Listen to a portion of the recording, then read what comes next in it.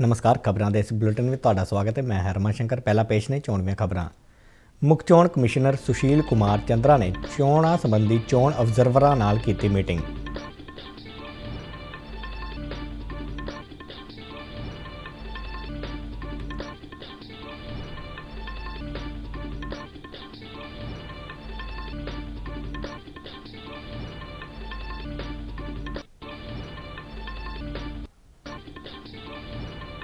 पंजाब कांग्रेस के सीनियर नेता जोगिंदर सिंह मान ने पार्टी तो दिता अस्तीफा।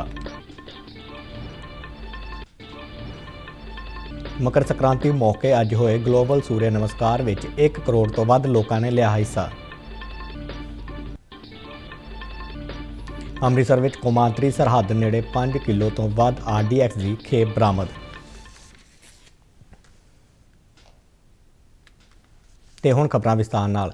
ਪੰਜਾਬ ਸਮੇਤ ਦੇਸ਼ ਦੇ 5 ਸੂਬਿਆਂ ਵਿੱਚ ਹੋਣ ਵਾਲੀਆਂ ਅਸੈਂਬਲੀ ਚੋਣਾਂ ਨੂੰ ਲੈ ਕੇ ਚੋਣ ਕਮਿਸ਼ਨ ਨੇ ਅੱਜ ਚੋਣ ਅਬਜ਼ਰਵਰਾਂ ਨਾਲ ਇੱਕ ਮੀਟਿੰਗ ਕੀਤੀ। ਇਸ ਮੀਟਿੰਗ ਵਿੱਚ ਮੁੱਖ ਚੋਣ ਕਮਿਸ਼ਨਰ ਸੁਸ਼ੀਲ ਕੁਮਾਰ ਚੰਦਰਾ ਸਮੇਤ ਹੋਰ ਅਧਿਕਾਰੀ ਵੀ ਮੌਜੂਦ ਰਹੇ। ਮੁੱਖ ਚੋਣ ਕਮਿਸ਼ਨਰ ਸੁਸ਼ੀਲ ਕੁਮਾਰ ਚੰਦਰਾ ਨੇ ਮੀਟਿੰਗ ਵਿੱਚ ਅਬਜ਼ਰਵਰਾਂ ਨੂੰ ਉਹਨਾਂ ਦੀ ਭੂਮਿਕਾ ਬਾਰੇ ਦੱਸਿਆ। ਚੋਣ ਕਮਿਸ਼ਨ ਨੇ ਪ੍ਰਸਾਰ ਭਾਰਤੀ ਨਾਲ ਫੈਸਲੇ ਮਗਰੋਂ ਦੂਰਦਰਸ਼ਨ ਅਤੇ ਆਕਾਸ਼ਵਾਣੀ ਤੇ ਸਿਆਸੀ ਪਾਰਟੀਆਂ ਦੇ ਪ੍ਰਸਾਰਣ ਸਮੇਂ ਨੂੰ 2 ਗੁਣਾ ਕਰ ਦਿੱਤਾ ਹੈ। सियासी दल दूरदर्शन ते आकाशवाणी तो वर्चुअल प्रचार कर सकणगे। कोविड महामारी नूं वेखदिआं चोण कमिशन ने यह फैसला किया है। पंजाब विच 14 फरवरी नूं वोटां पाईआं जाणीआं ने, जिस लई नोटिफिकेशन 21 जनवरी नूं जारी किया जाएगा। ਭਾਰਤੀ ਚੋਣ ਕਮਿਸ਼ਨ ਨੇ ਵਿਧਾਨ ਸਭਾ ਚੋਣਾਂ ਨੂੰ ਲੈ ਕੇ 15 ਜਨਵਰੀ ਤੱਕ ਰੈਲੀਆਂ ਤੇ ਨੁੱਕੜ ਮੀਟਿੰਗਾਂ ਤੇ ਰੋਕ ਲਗਾਈ ਹੋਈ ਹੈ। ਸ਼੍ਰੋਮਣੀ ਅਕਾਲੀ ਦਲ ਨੇ ਇਸ ਰੋਕ ਨੂੰ ਹਟਾਉਣ ਦੀ ਮੰਗ ਨੂੰ ਲੈ ਕੇ ਅੱਜ ਚੋਣ ਕਮਿਸ਼ਨ ਨੂੰ ਇੱਕ ਖੱਤ ਲਿਖਿਆ ਹੈ। ਪਾਰਟੀ ਦੇ ਬੁਲਾਰੇ ਦਲਜੀਤ ਸਿੰਘ ਚੀਮਾ ਨੇ ਦੱਸਿਆ ਕਿ ਖੱਤ ਵਿੱਚ ਮੰਗ ਕੀਤੀ ਗਈ ਹੈ ਕਿ ਸਮਾਜ ਦੇ ਸਾਰੇ ਵਰਗਾਂ ਤੱਕ ਪਹੁੰਚ ਲਈ ਉਮੀਦਵਾਰਾਂ ਵੱਲੋਂ ਛੋਟੀਆਂ ਮੀਟਿੰਗਾਂ ਕਰਨੀਆਂ ਜ਼ਰੂਰੀ ਨੇ। ਭਾਰਤੀ ਚੋਣ ਕਮਿਸ਼ਨ ਵੱਲੋਂ ਵਿਧਾਨ ਸਭਾ ਚੋਣਾਂ ਦੌਰਾਨ ਵੱਧ ਤੋਂ ਵੱਧ ਵੋਟਿੰਗ ਯਕੀਨੀ ਬਣਾਉਣ ਲਈ ਲੋਕਾਂ ਨੂੰ ਜਾਗਰੂਕ ਕਰਨ ਦੇ ਮੰਤਵ ਨਾਲ ਸਵੀਪ ਪ੍ਰੋਗਰਾਮ ਸ਼ੁਰੂ ਕੀਤਾ ਗਿਆ ਹੈ। ਇਸ ਪ੍ਰੋਗਰਾਮ ਤਹਿਤ ਕਪੂਰਥਲਾ ਵਿੱਚ ਰੰਗੋਲੀ ਤਿਆਰ ਕੀਤੀ ਗਈ ਹੈ, ਜਿਸ ਵਿੱਚ ਵਿਦਿਆਰਥੀਆਂ ਨੇ ਵੱਧ ਚੜ੍ਹ ਕੇ ਹਿੱਸਾ ਲਿਆ। ਇੱਕ ਰਿਪੋਰਟ। ਇਹ ਰੰਗੋਲੀ ਕਪੂਰਥਲਾ ਜ਼ਿਲ੍ਹੇ ਦੇ ਮਨਸੂਰਬਾਦ ਦੋਨਾ ਸਕੂਲ ਦੇ ਵਿਦਿਆਰਥੀਆਂ ਵੱਲੋਂ ਬਣਾਈ ਗਈ ਹੈ। ਸਵੀਪ ਦੇ ਨੋਡਲ ਅਫਸਰ ਸੁਨੀਤਾ ਸਿੰਘ ਦੀ ਨਿਗਰਾਨੀ ਹੇਠ ਸੈਨਿਕ ਸਕੂਲ ਕਪੂਰਥਲਾ ਦੇ ਗੇਟ ਤੋਂ ਸੜਕ ਤੱਕ ਪੱਕੇ ਰੰਗਾਂ ਨਾਲ 1000 ਫੁੱਟ ਜਗ੍ਹਾ ਤੇ ਬਣਾਈ ਖੂਬਸੂਰਤ ਰੰਗੋਲੀ ਵੋਟਰਾਂ ਨੂੰ ਆਪਣੇ ਵੋਟ ਦੇ ਹੱਕ ਦੀ ਵਰਤੋਂ ਲਈ ਪ੍ਰੇਰਿਤ ਕਰ ਰਹੀ ਹੈ। ਇਹ ਮਿਲ ਕੇ 32 ਬੱਚਿਆਂ ਨੇ 6 ਘੰਟੇ 'ਚ ਤਿਆਰ ਕੀਤੀ ਹੈ ਔਰ ਇਸ ਦੇ ਵਿੱਚ ਉਹਨਾਂ ਨੇ ਮੈਸੇਜ ਦਿੱਤਾ ਹੈ ਕਿ PWD ਹੋ ਜਾਂ ਸਰਵਿਸ ਵੋਟਰ ਇਲੈਕਸ਼ਨ ਕਮਿਸ਼ਨ ਨੇ ਸਭ ਦੀ ਸੁਵਿਧਾ ਮੇਂ ਕਦਮ ਉਠਾਇਆ ਹੈ। ਇਲੈਕਟੋਰਲ ਪਾਰਟਿਸਿਪੇਸ਼ਨ ਦੇ ਲਈ ELC ਗੇਮਸ ਨੇ ਚੁਣਾਵ ਪਾਠਸ਼ਾਲਾ, ਉਹਦੇ ਵਿੱਚ ਲੂਡੋ ਹੈਗੀ ਹੈ ਬੱਚਿਆਂ ਦੀ, ਬਲਾਈਂਡ ਮੈਨ ਵਰਕ ਹੈਗੀ ਹੈ, ਡਿਫਰੈਂਟ 18 ਤਰ੍ਹਾਂ ਦੀਆਂ ਗੇਮਸ ਹੈ ਜਿਹੜੀਆਂ ਆਪਾਂ ਡਿਫਰੈਂਟ ਸਕੂਲਸ ਦੇ ਵਿੱਚ ਚੁਣਾਵ ਪਾਠਸ਼ਾਲਾ ਕੀਤੀਆਂ ਹੋਈਆਂ। ਉਹਦੇ ਵਿੱਚ ਜਾ ਕੇ ਬੱਚਿਆਂ ਨੂੰ ਸ਼ੁਰੂ ਤੋਂ ਹੀ ਦੱਸਦੇ ਆ ਕਿ ਚੁਣਾਵ ਪ੍ਰਣਾਲੀ ਕੀ ਹੈ ਔਰ ਤੁਸੀਂ ਉਸ ਦਾ ਹਿੱਸਾ ਕਿਵੇਂ ਬਣਨਾ ਹੈ। ਕਪੂਰਥਲਾ ਦੇ SDM ਕੰਵਰਪ੍ਰੀਤ ਸਿੰਘ ਇਹ ਰੰਗੋਲੀ ਬਣਾਉਣ ਤੇ ਬੱਚਿਆਂ ਦੇ ਉਪਰਾਲੇ ਦੀ ਸ਼ਲਾਘਾ ਕਰਦੇ ਨੇ। ਇਲੈਕਸ਼ਨ ਕਮਿਸ਼ਨ ਆਫ ਇੰਡੀਆ ਦਾ ਜੀ ਇੱਕ ਫਲੈਗਸ਼ਿਪ ਪ੍ਰੋਗਰਾਮ ਹੈ ਸਵੀਪ ਨਾਮ ਦਾ, systematic voter awareness and electoral participation ਦੀ ਫੁੱਲ ਫਾਰਮ ਹੈ, ਜਿਹਦੇ ਤਹਿਤ ਅਸੀਂ ਮੈਸੇਜ ਲਗਾਉਂਦੇ ਸਭ ਨੂੰ ਕਿ no voter should be left behind. ਤੇ ਇਹਦੇ ਵਿੱਚ ਅਸੀਂ ਯੰਗ ਜਿਹੜੇ ਵੋਟਰਸ ਹੈ ਜਿਹੜੇ who are turning 18 years of age, 18 to 19 years ਦੇ, ਉਹਨਾਂ ਨੂੰ ਸਪੈਸ਼ਲ ਮੈਸੇਜ ਆ ਕੇ ਅਸੀਂ ਉਹਨਾਂ ਦੀ ਵੋਟਾਂ ਬਣਾਉਂਦੇ ਹਾਂ। ਜਿਹੜਾ ਹੈਂਡੀਕੈਪ ਹੈ ਉਹ ਵੀ ਉਹ ਆਪਣਾ ਵੋਟ ਪਾ ਸਕੇ। ਸੋ ਸਭ ਤੋਂ ਜ਼ਿਆਦਾ ਇੰਪੋਰਟੈਂਟ ਹੈ ਉਹਦੀ ਵੋਟ ਬਣੀ ਹੋਵੇ। ਨੌਜਵਾਨਾਂ ਨੂੰ ਵੋਟ ਪਾਉਣ ਲਈ ਉਤਸ਼ਾਹਿਤ ਕਰਨ ਵਾਸਤੇ ਨਾਅਰੇ ਦਿੱਤੇ ਗਏ ਨੇ। ਜਨ ਜਨ ਜਗਾਉਣਾ ਏ, ਮਤਦਾਨ ਕਰਾਉਣਾ ਏ ਅਤੇ ਦੇਸ਼ ਦਾ ਮਹਾ ਤਿਉਹਾਰ ਪੰਜਾਬ ਹੈ ਤਿਆਰ। ਯਕੀਨਨ ਸਵੀਪ ਤਹਿਤ ਬਣਾਈ ਇਸ ਰੰਗੋਲੀ ਨਾਲ ਖਾਸ ਤੌਰ ਤੇ ਨੌਜਵਾਨ ਵੋਟਰਾਂ ਨੂੰ ਵੋਟ ਪਾਉਣ ਲਈ ਪ੍ਰੇਰਿਤ ਕਰਨ ਵਿੱਚ ਮਦਦ ਮਿਲੇਗੀ। ਕਪੂਰਥਲਾ ਤੋਂ ਸੁਰਜੀਤ ਸਿੰਘ ਜੰਮੂ ਦੇ ਨਾਲ ਸ਼ਿਸ਼ੂ ਸ਼ਰਮਾ ਸ਼ਾਂਤਲ, ਦੂਰਦਰਸ਼ਨ ਸਮਾਚਾਰ, ਜਲੰਧਰ। ਤਾਂ ਮਹਾ ਤਿਉਹਾਰ। ਕਾਂਗਰਸ ਦੇ ਸੀਨੀਅਰ ਨੇਤਾ ਤੇ ਸਾਬਕਾ ਮੰਤਰੀ ਜੋਗਿੰਦਰ ਸਿੰਘ ਮਾਨ ਨੇ ਅੱਜ ਪਾਰਟੀ ਤੋਂ ਅਸਤੀਫਾ ਦੇਣ ਦਾ ਐਲਾਨ ਕੀਤਾ। ਉਹਨਾਂ ਕੈਬਨਿਟ ਰੈਂਕ ਵਾਲੀ ਪੰਜਾਬ ਐਗਰੋ ਇੰਡਸਟਰੀ ਕਾਰਪੋਰੇਸ਼ਨ ਦੀ ਚੇਅਰਮੈਨੀ ਵੀ ਛੱਡ ਦਿੱਤੀ ਹੈ। ਕਾਂਗਰਸ ਪ੍ਰਧਾਨ ਸੋਨੀਆ ਗਾਂਧੀ ਨੂੰ ਲਿਖੇ ਖੱਤ ਵਿੱਚ ਉਹਨਾਂ ਕਿਹਾ ਕਿ ਪੋਸਟ ਮੈਟ੍ਰਿਕ ਸਕਾਲਰਸ਼ਿਪ ਘੁਟਾਲੇ ਵਿੱਚ ਕਾਰਵਾਈ ਅਤੇ ਫਗਵਾੜਾ ਨੂੰ ਜ਼ਿਲ੍ਹਾ ਬਣਾਉਣ ਸੰਬੰਧੀ ਉਹਨਾਂ ਦੀਆਂ ਮੰਗਾਂ ਤੇ ਸੂਬਾ ਸਰਕਾਰ ਨੇ ਕੋਈ ਧਿਆਨ ਨਹੀਂ ਦਿੱਤਾ, ਜਿਸ ਨਾਲ ਉਹ ਦੁਖੀ ਨੇ ਅਤੇ ਪਾਰਟੀ ਛੱਡਣ ਤੋਂ ਇਲਾਵਾ ਉਹਨਾਂ ਕੋਲ ਕੋਈ ਚਾਰਾ ਨਹੀਂ ਹੈ। ਜੋਗਿੰਦਰ ਸਿੰਘ ਮਾਨ ਨੇ ਕਿਹਾ ਕਿ ਉਹ ਪਿਛਲੇ 5 ਵਰ੍ਹਿਆਂ ਤੋਂ ਕਾਂਗਰਸ ਪਾਰਟੀ ਨਾਲ ਜੁੜੇ ਰਹੇ, ਪਰ ਹੁਣ ਉਹ ਸਰਕਾਰ ਦੀਆਂ ਨੀਤੀਆਂ ਤੋਂ ਦੁਖੀ ਨੇ ਤੇ ਉਹਨਾਂ ਦਾ ਜ਼ਮੀਰ ਕਾਂਗਰਸ ਪਾਰਟੀ ਵਿੱਚ ਰਹਿਣ ਦੀ ਇਜਾਜ਼ਤ ਨਹੀਂ ਦੇ ਰਿਹਾ। ਜੋਗਿੰਦਰ ਸਿੰਘ ਮਾਨ ਦੇ ਅਸਤੀਫੇ ਨਾਲ ਕਾਂਗਰਸ ਪਾਰਟੀ ਨੂੰ ਵੱਡਾ ਝਟਕਾ ਲੱਗਾ ਹੈ। ਦੇਸ਼ ਵਿਆਪੀ ਕੋਵਿਡ ਟੀਕਾਕਰਨ ਮੁਹਿੰਮ ਤਹਿਤ ਦੇਸ਼ ਭਰ ਵਿੱਚ ਹੁਣ ਤੱਕ 155 ਕਰੋੜ 48 ਲੱਖ ਤੋਂ ਵੱਧ ਟੀਕੇ ਲਗਾਏ ਗਏ ਨੇ। ਸਿਹਤ ਮੰਤਰਾਲਾ ਮੁਤਾਬਕ 90 ਕਰੋੜ 32 ਲੱਖ ਤੋਂ ਵੱਧ ਟੀਕੇ ਪਹਿਲੀ ਖੁਰਾਕ ਤਹਿਤ ਲਗਾਏ ਗਏ ਨੇ, ਜਦਕਿ 64 ਕਰੋੜ 78 ਲੱਖ ਤੋਂ ਵੱਧ ਲੋਕ ਵੈਕਸੀਨ ਦੀਆਂ ਦੋਨੋਂ ਖੁਰਾਕਾਂ ਲੈ ਚੁੱਕੇ ਨੇ। 33 ਲੱਖ ਤੋਂ ਵੱਧ ਲੋਕਾਂ ਨੂੰ ਵੈਕਸੀਨ ਦੀ ਇਹਤਿਆਤੀ ਖੁਰਾਕ ਦਿੱਤੀ ਗਈ ਹੈ। ਸਿਹਤ ਮੰਤਰਾਲਾ ਨੇ ਦੱਸਿਆ ਕਿ ਸਿਹਤਯਾਬ ਹੋਣ ਦੀ ਦਰ 95.2% ਤੇ ਬਣੀ ਹੋਈ ਹੈ। ਦੇਸ਼ ਵਿੱਚ ਬੀਤੇ ਦਿਨ 2,64,000 ਨਵੇਂ ਕੇਸਾਂ ਦੀ ਪੁਸ਼ਟੀ ਹੋਈ ਹੈ। ਕੋਵਿਡ ਦੇ ਓਮੀਕਰੋਨ ਵੇਰੀਐਂਟ ਦੇ ਕੁੱਲ ਕੇਸਾਂ ਦੀ ਗਿਣਤੀ 5,753 ਤੱਕ ਪਹੁੰਚ ਗਈ ਹੈ। ਆਜ਼ਾਦੀ ਕਾ ਅੰਮ੍ਰਿਤ ਮਹੋਤਸਵ ਨੂੰ ਸਮਰਪਿਤ ਆਜ਼ਾਦੀ ਕਾ ਸਫ਼ਰ ਤਹਿਤ ਅਸੀਂ ਭਾਰਤ ਦੀ ਆਜ਼ਾਦੀ ਵਿੱਚ ਯੋਗਦਾਨ ਪਾਉਣ ਵਾਲੇ ਵੱਖ-ਵੱਖ ਮੰਨੇ ਪ੍ਰਮੰਨੇ ਅਤੇ ਗੁਮਨਾਮ ਆਜ਼ਾਦੀ ਸੰਗਰਾਮੀਆਂ ਦੇ ਜੀਵਨ ਦੇ ਪਹਿਲੂਆਂ ਤੋਂ ਤੁਹਾਨੂੰ ਜਾਣੂ ਕਰਵਾਉਂਦੇ ਹਾਂ। ਇਸ ਤੋਂ ਇਲਾਵਾ ਆਜ਼ਾਦੀ ਦੇ ਸੰਘਰਸ਼ ਨਾਲ ਜੁੜੀਆਂ ਹੋਰ ਗਤੀਵਿਧੀਆਂ ਬਾਰੇ ਵੀ ਦੱਸਦੇ ਹਾਂ। ਅੱਜ ਦੀ ਕੜੀ ਵਿੱਚ ਅਸੀਂ ਤੁਹਾਨੂੰ ਕ੍ਰਾਂਤੀਕਾਰੀ ਸੁਤੰਤਰਤਾ ਸੈਨਾਨੀ ਮਥਾਈ ਮਨਜੂਰਨ ਅਤੇ ਪ੍ਰਸਿੱਧ ਲੇਖਿਕਾ ਮਹਾਸ਼ਵੇਤਾ ਦੇਵੀ ਬਾਰੇ ਜਾਣਕਾਰੀ ਦੇ ਰਹੇ ਹਾਂ।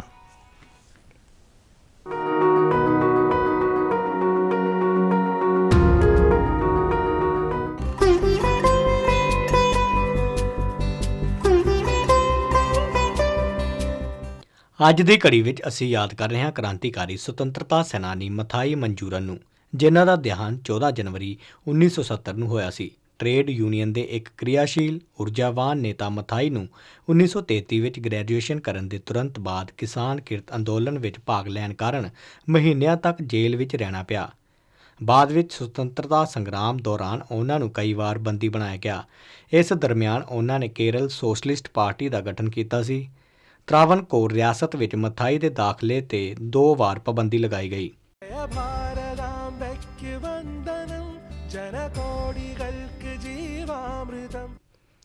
ਆਜ਼ਾਦੀ ਤੋਂ ਬਾਅਦ ਮਨਜੂਰਨ ਕੇਰਲ ਵਿੱਚ ਕਨੂਰ ਦੇ ਮਦਾਈ ਚੋਣ ਖੇਤਰ ਤੋਂ ਜਿੱਤ ਕੇ ਵਿਧਾਨ ਸਭਾ ਮੈਂਬਰ ਬਣੇ।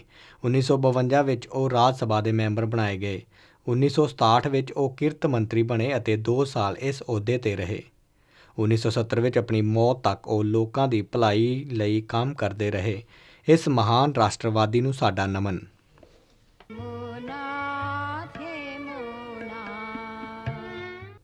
ਅੱਜ ਅਸੀਂ ਪ੍ਰਸਿੱਧ ਲੇਖਿਕਾ ਮਹਾਸ਼ਵੇਤਾ ਦੇਵੀ ਨੂੰ ਵੀ ਯਾਦ ਕਰ ਰਹੇ ਹਾਂ, ਜਿਨ੍ਹਾਂ ਦਾ ਜਨਮ 14 ਜਨਵਰੀ 1926 ਨੂੰ ਹੋਇਆ ਸੀ। ਉਹਨਾਂ ਨੇ ਆਪਣੇ ਰਚਨਾਤਮਕ ਪ੍ਰਗਟਾਵੇ ਦੇ ਮਾਧਿਅਮ ਨਾਲ ਸ਼ੋਸ਼ਣ ਦਾ ਸ਼ਿਕਾਰ ਅਤੇ ਦੱਬੇ ਕੁਚਲਿਆਂ ਲਈ ਅਧਿਕਾਰਾਂ ਦੀ ਲੜਾਈ ਲੜੀ।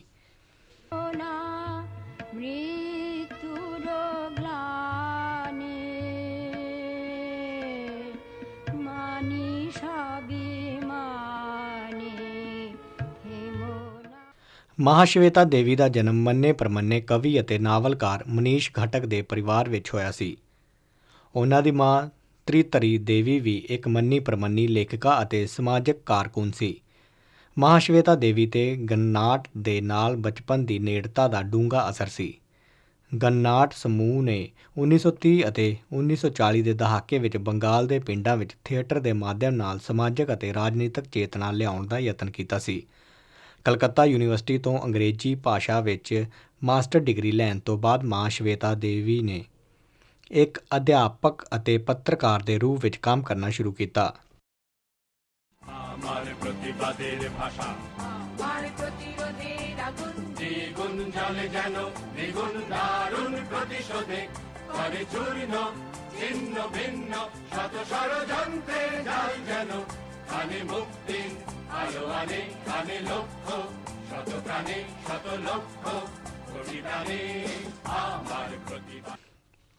ਉਹਨਾਂ ਦੀ ਪਹਿਲੀ ਕਿਤਾਬ ਝਾਂਸੀ ਦੀ ਰਾਣੀ 1956 ਵਿੱਚ ਪ੍ਰਕਾਸ਼ਿਤ ਹੋਈ ਸੀ, ਜਿਸ ਵਿੱਚ ਬਰਤਾਨਵੀ ਸਰਕਾਰ ਦੇ ਖਿਲਾਫ ਵੱਧਦੇ ਗੁੱਸੇ ਦੇ ਇਤਿਹਾਸ ਨੂੰ ਦਰਸਾਇਆ ਗਿਆ ਸੀ। ਇਹ ਰਾਣੀ ਲక్ష్ਮੀ ਬਾਈ ਦੇ ਬੇਹੱਦ ਵਿਅਕਤੀਗਤ ਇਤਿਹਾਸ ਦਾ ਚਿੱਤਰਣ ਹੈ, ਜੋ ਕਿ ਇੱਕ ਅਸਾਧਾਰਨ ਔਰਤ ਸੀ। ਬਹੁਤ ਹੀ ਛੋਟੀ ਉਮਰ ਵਿੱਚ ਵਿਧਵਾ ਹੋ ਗਈ ਰਾਣੀ ਲక్ష్ਮੀ ਬਾਈ ਇੱਕ ਸੁਤੰਤਰ ਸੋਚ ਦੀ ਬਾਲੜੀ ਤੋਂ ਇੱਕ ਆਜ਼ਾਦ ਨੌਜਵਾਨ ਨੇਤਾ ਦੇ ਰੂਪ ਵਿੱਚ ਵਿਕਸਿਤ ਹੋਈ ਸੀ। ਉਹਨਾਂ ਨੂੰ ਇੱਕ ਦੂਰਦਰਸ਼ੀ ਸੈਨਾਪਤੀ ਦੇ ਰੂਪ ਵਿੱਚ ਦਿਖਾਇਆ ਗਿਆ, ਜੋ ਆਪਣੇ ਸਿਪਾਹੀਆਂ ਦਾ ਪੂਰਾ ਧਿਆਨ ਰੱਖਦੀ ਹੈ ਅਤੇ ਇੱਕ ਮਾਂ ਦੇ ਰੂਪ ਵਿੱਚ ਆਪਣੇ ਨਾਸਮਝ ਬੱਚੇ ਲਈ ਵੀ ਚਿੰਤਤ ਹੁੰਦੀ ਹੈ।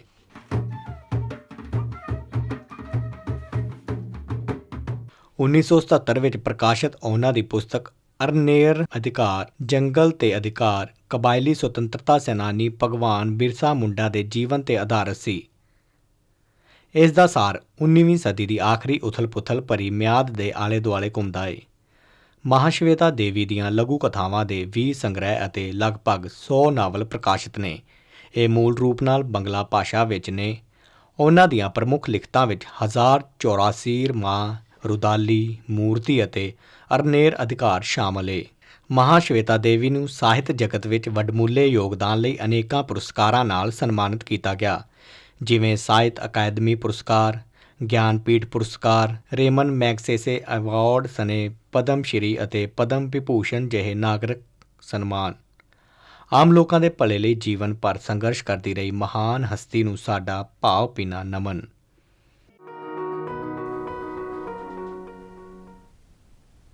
ਮਕਰ ਸੰਕ੍ਰਾਂਤੀ ਮੌਕੇ ਅੱਜ ਗਲੋਬਲ ਸੂਰਿਆ ਨਮਸਕਾਰ ਪ੍ਰੋਗਰਾਮ ਵਿੱਚ 1 ਕਰੋੜ ਤੋਂ ਵੱਧ ਲੋਕਾਂ ਨੇ ਭਾਗ ਲਿਆ। ਆਯੁਸ਼ਮਾਨ ਮੰਤਰਾਲਾ ਵੱਲੋਂ ਆਜ਼ਾਦੀ ਕਾ ਅੰਮ੍ਰਿਤ ਮਹੋਤਸਵ ਦੇ ਜਸ਼ਨਾਂ ਤਹਿਤ ਪਹਿਲੇ ਗਲੋਬਲ ਸੂਰਿਆ ਨਮਸਕਾਰ ਪ੍ਰੋਗਰਾਮ ਦਾ ਆਯੋਜਨ ਕੀਤਾ ਗਿਆ।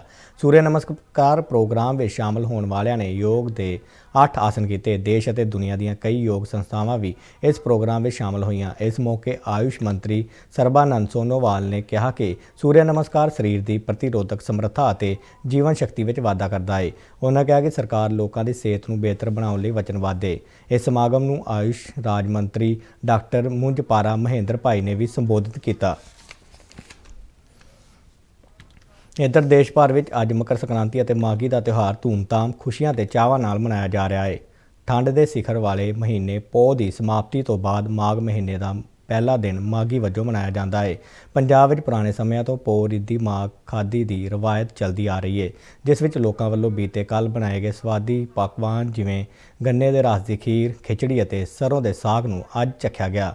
ਮਕਰ ਸੰਕ੍ਰਾਂਤੀ ਮੌਕੇ ਮੰਦਰਾਂ ਅਤੇ ਹੋਰ ਧਾਰਮਿਕ ਸਥਾਨਾਂ 'ਤੇ ਵਿਸ਼ੇਸ਼ ਧਾਰਮਿਕ ਪ੍ਰੋਗਰਾਮ ਅਤੇ ਹਵਨ ਯੱਗ ਦਾ ਆਯੋਜਨ ਕੀਤਾ ਗਿਆ। ਇਹਨਾਂ ਵਿੱਚ ਵੱਡੀ ਗਿਣਤੀ ਵਿੱਚ ਲੋਕ ਸ਼ਾਮਲ ਹੋਏ ਅਤੇ ਖੁਸ਼ਹਾਲੀ ਦੀ ਕਾਮਨਾ ਕੀਤੀ ਗਈ। ਪ੍ਰਧਾਨ ਮੰਤਰੀ ਨਰਿੰਦਰ ਮੋਦੀ ਨੇ ਮਕਰ ਸੰਕ੍ਰਾਂਤੀ, ਮਾਘ ਬਿਹੂ ਅਤੇ ਪੋਂਗਲ 'ਤੇ ਲੋਕਾਂ ਨੂੰ ਵਧਾਈ ਦਿੱਤੀ ਹੈ। ਇੱਕ ਟਵੀਟ ਵਿੱਚ ਉਹਨਾਂ ਕਿਹਾ ਕਿ ਕੁਦਰਤ ਦੀ ਪੂਜਾ ਨਾਲ ਜੁੜੇ ਇਹ ਤਿਉਹਾਰ ਲੋਕਾਂ ਦੇ ਜੀਵਨ ਵਿੱਚ ਖੁਸ਼ੀਆਂ ਲਿਆਉਣਗੇ। ਉਹਨਾਂ ਕਿਹਾ ਕਿ ਦੇਸ਼ ਭਰ ਵਿੱਚ ਮਨਾਏ ਜਾਣ ਵਾਲੇ ਇਹ ਤਿਉਹਾਰ ਭਾਰਤ ਦੀ ਸੱਭਿਆਚਾਰਕ ਵਿਵਿਧਤਾ ਨੂੰ ਮਾਣ ਪ੍ਰਦਾਨ ਕਰਦੇ ਨੇ। ਮਕਰ ਸੰਕ੍ਰਾਂਤੀ ਦੇ ਮੌਕੇ ਅੱਜ ਸ੍ਰੀ ਦਰਬਾਰ ਸਾਹਿਬ ਵਿਖੇ ਵੱਡੀ ਗਿਣਤੀ ਵਿੱਚ ਸ਼ਰਧਾਲੂ ਨਤਮਸਤਕ ਹੋਏ। ਸਵੇਰ ਤੋਂ ਹੀ ਸੰਗਤਾਂ ਦਾ ਤਾਂਤਾ ਲੱਗਣਾ ਸ਼ੁਰੂ ਹੋ ਗਿਆ ਸੀ। ਕੜਾਕੇ ਦੀ ਠੰਡ ਦੇ ਬਾਵਜੂਦ ਸੰਗਤਾਂ ਨੇ ਪਵਿੱਤਰ ਸਰੋਵਰ ਵਿੱਚ ਇਸ਼ਨਾਨ ਕੀਤਾ।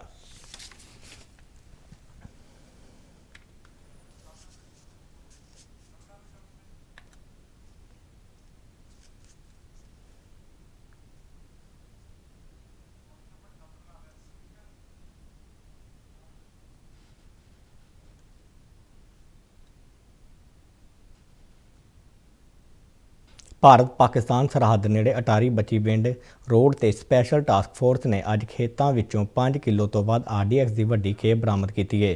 ਪਾਕਿਸਤਾਨ ਦੀ ਖੁਫੀਆ ਏਜੰਸੀ ISI ਅਤੇ ਅੱਤਵਾਦੀਆਂ ਵੱਲੋਂ ਇਹ ਖੇਪ ਚੋਣਾਂ ਦੌਰਾਨ ਧਮਾਕੇ ਕਰਨ ਲਈ ਭੇਜੀ ਗਈ ਸੀ।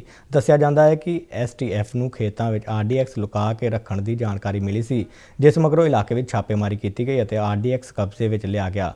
ਅੰਮ੍ਰਿਤਸਰ ਤੋਂ ਸਾਡੇ ਪੱਤਰਕਾਰ ਅਨੁਸਾਰ ਮੌਕੇ ਤੋਂ 1 ਲੱਖ ਰੁਪਏ ਦੀ ਭਾਰਤੀ ਕਰੰਸੀ ਵੀ ਬਰਾਮਦ ਹੋਈ ਹੈ। ਇਹ ਇਲਾਕਾ ਭਾਰਤ ਪਾਕਿਸਤਾਨ ਸਰਹੱਦ ਤੋਂ ਸਿਰਫ ਅੱਧਾ ਕਿਲੋਮੀਟਰ ਦੂਰ ਹੈ। ਮੌਕੇ ਤੇ ਬੰਬ ਨਿਰੋਧਕ ਦਸਤੇ ਅਤੇ ਮਾਹਰਾਂ ਦੀ ਟੀਮ ਬੁਲਾਈ ਗਈ, ਜਿਸ ਨੇ IED ਹੋਣ ਦੀ ਪੁਸ਼ਟੀ ਕੀਤੀ। ਹਾਲਾਂਕਿ ਪੁਲਿਸ ਅਧਿਕਾਰੀਆਂ ਨੇ ਇਸ ਮਾਮਲੇ ਵਿੱਚ ਕਿਸੇ ਗ੍ਰਿਫਤਾਰੀ ਤੋਂ ਫਿਲਹਾਲ ਇਨਕਾਰ ਕੀਤਾ ਹੈ। ਮੈਂ ਆਪਣੇ ਸੀਨੀਅਰ ਅਫਸਰਾਂ ਨੂੰ ਇਤਲਾਹ ਕੀਤੀ, DI ਸਾਹਿਬ ਨੂੰ, AD ਸਾਹਿਬ ਨੂੰ, ਸਾਰੇ ਸੀਨੀਅਰ ਅਫਸਰਾਂ ਨੂੰ ਦੱਸਿਆ। ਉਹਨਾਂ ਨੇ ਇਮੀਡੀਏਟਲੀ ਬਾਰਡਰ ਦੀ ਜਿਹੜੀ ਬੰਬ ਸਕੁਐਡ ਟੀਮ ਹੈ ਉਹਨੂੰ ਭੇਜਿਆ। ਉਹਨਾਂ ਨੇ ਆਪਣੇ ਸਾਰੇ ਸਵੇਰ ਤੋਂ, ਤੁਹਾਨੂੰ ਪਤਾ ਹੀ ਆ, ਤੁਸੀਂ ਵੇਖ ਰਹੇ ਹੋ ਕਾਫੀ ਦੇਰ ਤੋਂ, ਸੋ ਅਰਲੀ ਮਾਰਨਿੰਗ ਤੋਂ ਹੀ ਇਹ ਸਾਰਾ ਚੱਲ ਰਿਹਾ ਸੀ। ਸੋ ਉਹਨਾਂ ਨੇ ਆਪਣਾ ਸਾਰੇ ਜੋ ਟੈਕਨੀਕਲੀ ਆ ਇਹਨੂੰ ਚੈੱਕ ਕੀਤਾ ਔਰ ਉਹਨਾਂ ਨੂੰ ਇਹ ਲੱਗਾ ਕਿ ਇਹ ਕੋਈ ਐਕਸਪਲੋਸਿਵ ਲੱਗਦਾ। ਸੋ ਉਹਨਾਂ ਆਪਣੇ ਹਿਸਾਬ ਨਾਲ ਸਾਰਾ ਆਪਰੇਸ਼ਨ ਕਰਕੇ ਤੇ ਉਹ ਜਦੋਂ ਉਹਨੂੰ ਚੈੱਕ ਕੀਤਾ ਤੇ ਉਹ ਵਾਕਈ ਐਕਸਪਲੋਸਿਵ ਸੀ। ਦੇਸ਼ ਦੇ ਕਈ ਹੋਰਨਾਂ ਹਿੱਸਿਆਂ ਵਾਂਗ ਪੰਜਾਬ ਵਿੱਚ ਜ਼ਬਰਦਸਤ ਸੀਤ ਲਹਿਰ ਦਾ ਪ੍ਰਕੋਪ ਬਣਿਆ ਹੋਇਆ ਹੈ। ਅੱਜ ਵੀ ਸੂਬੇ ਵਿੱਚ ਕਈ ਥਾਵਾਂ ਤੇ ਸੰਘਣੀ ਤੋਂ ਬਹੁਤ ਸੰਘਣੀ ਧੁੰਦ ਵੇਖਣ ਨੂੰ ਮਿਲੀ, ਜਿਸ ਨਾਲ ਸੜਕ, ਰੇਲ ਅਤੇ ਹਵਾਈ ਆਵਾਜਾਈ ਪ੍ਰਭਾਵਿਤ ਹੋਈ ਹੈ। ਕੱਲ੍ਹ ਵੱਧ ਤੋਂ ਵੱਧ ਤਾਪਮਾਨ 17 ਡਿਗਰੀ ਸੈਲਸੀਅਸ ਮੋਹਾਲੀ ਵਿਖੇ ਰਿਕਾਰਡ ਕੀਤਾ ਗਿਆ। ਬਠਿੰਡਾ ਸ਼ਹਿਰ 4.2 ਡਿਗਰੀ ਸੈਲਸੀਅਸ ਤਾਪਮਾਨ ਨਾਲ ਸਭ ਤੋਂ ਠੰਡਾ ਸ਼ਹਿਰ ਰਿਹਾ। ਮੌਸਮ ਵਿਭਾਗ ਨੇ ਫਿਲਹਾਲ ਅਜਿਹਾ ਮੌਸਮ ਬਣੇ ਰਹਿਣ ਦੀ ਗੱਲ ਆਖਦਿਆਂ ਅਗਲੇ 2 ਦਿਨਾਂ ਵਿੱਚ ਸੰਘਣੀ ਤੋਂ ਬਹੁਤ ਸੰਘਣੀ ਧੁੰਦ ਪੈਣ ਦੀ ਚੇਤਾਵਨੀ ਦਿੱਤੀ ਹੈ। ਸੰਸਦ ਦਾ ਬਜਟ ਸੈਸ਼ਨ 31 ਜਨਵਰੀ ਤੋਂ ਸ਼ੁਰੂ ਹੋ ਕੇ 11 ਫਰਵਰੀ ਤੱਕ ਚੱਲੇਗਾ, ਜਦਕਿ ਦੂਜੇ ਗੇੜ ਵਿੱਚ ਸੈਸ਼ਨ 14 ਮਾਰਚ ਤੋਂ ਸ਼ੁਰੂ ਹੋ ਕੇ 8 ਅਪ੍ਰੈਲ ਤੱਕ ਚੱਲੇਗਾ। ਦੂਜੇ ਗੇੜ ਦਾ ਸਮਾਂ ਸਰਕਾਰ ਦੀਆਂ ਜ਼ਰੂਰਤਾਂ ਤੇ ਨਿਰਭਰ ਹੋਵੇਗਾ। ਸਰਕਾਰ ਵੱਲੋਂ ਮਾਲੀ ਵਰ੍ਹੇ 2022-23 ਲਈ 1 ਫਰਵਰੀ ਨੂੰ ਬਜਟ ਪੇਸ਼ ਕੀਤਾ ਜਾਵੇਗਾ।